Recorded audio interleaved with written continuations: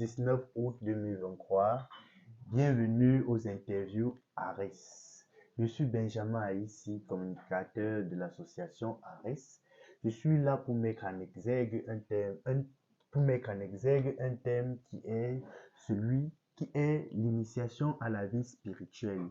Je suis accompagné sur ce plateau par Monsieur Mengue. Monsieur Mengue, vous êtes la bienvenue sur notre plateau. Merci. Ma première question est celle de savoir, pour vous, c'est quoi l'initiation? L'initiation à la vie spirituelle.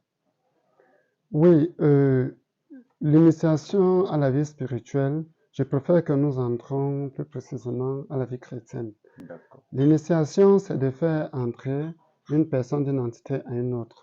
Donc, en parlant de la vie chrétienne, l'initiation, ici, c'est de naître ou de partager sa vie à celle de Dieu.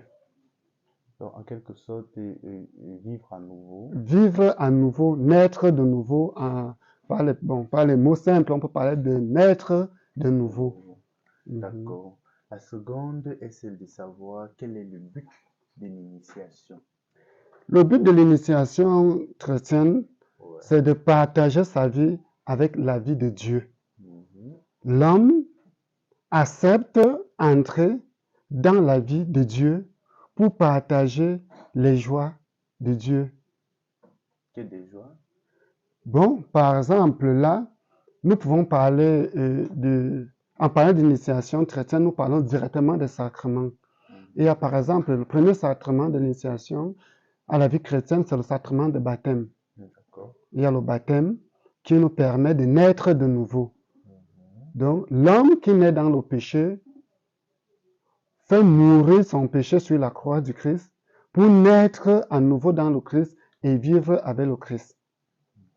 Le sacrement maintenant de la première communion, donc l'Eucharistie, le sacrement de l'Eucharistie maintenant, c'est d'accepter, se nourrir de la chair et du sang du Christ pour vivre éternellement.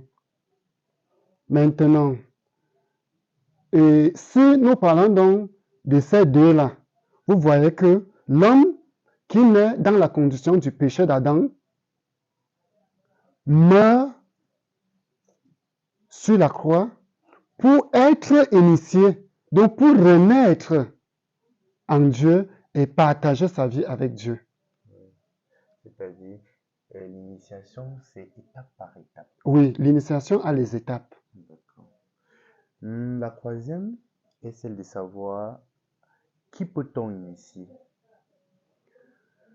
Toute personne peut se faire initier à condition d'accepter changer de vie et partager la vie de l'entité dont il adopte, donc il fait partie.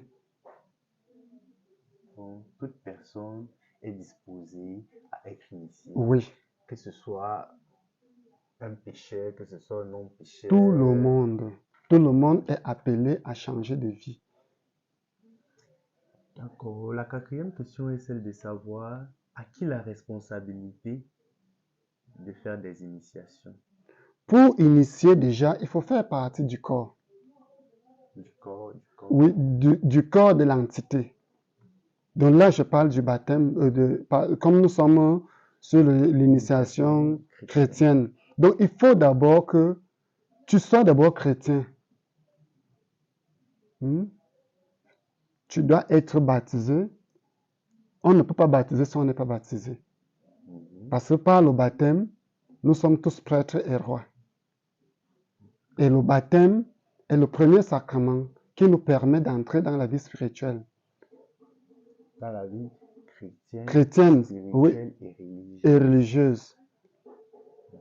Maintenant, il y a le sacrement de la première communion. Et en parlant même de l'initiation au niveau du baptême, le catéchisme de l'Église nous apprend que tout le monde peut baptiser. Donc tout le monde peut initier. Et ça dépend des cas. Je vais prendre un exemple. Nous sommes là et subitement on a un accidenté. qui est en train de mourir et qui n'est pas baptisé, on va chercher un prêtre. Mais si le prêtre n'est pas loin, Si le prêtre est loin, si le prêtre est loin, le chrétien qui est là peut baptiser.